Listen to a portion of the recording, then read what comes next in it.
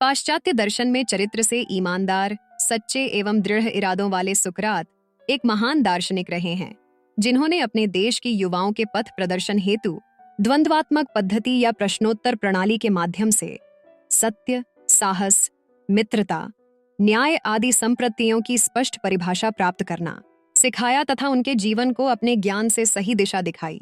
वस्तुतः अपने जीवन का सत्य पाकर सुकरात ने सभी को उस सत्य मार्ग की ज्ञान प्राप्ति का मार्ग दिखाया था।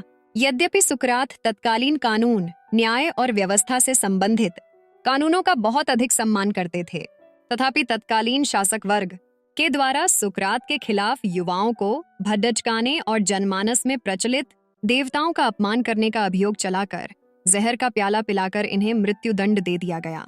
मृत्युदंड से भागने के बजाय सुकरात ने भी तत्कालीन कानून व्यवस्था का सम्मान करते हुए हंसते हंसते जहर का प्याला पीते हुए प्राणों की आहुति दे दी।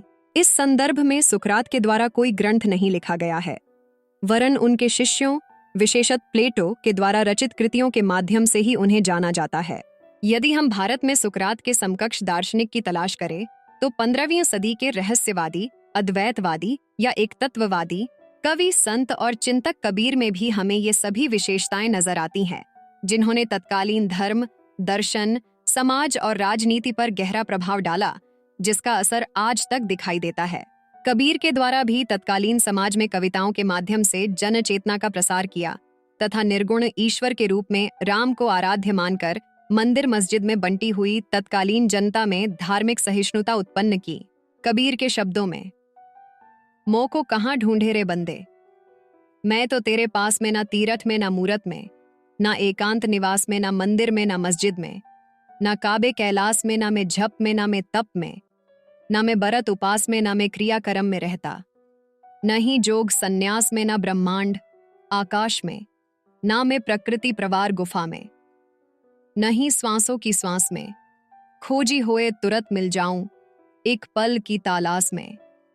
कहत कबीर, सुनो भई साधो, मैं तो हूं विश्वास में।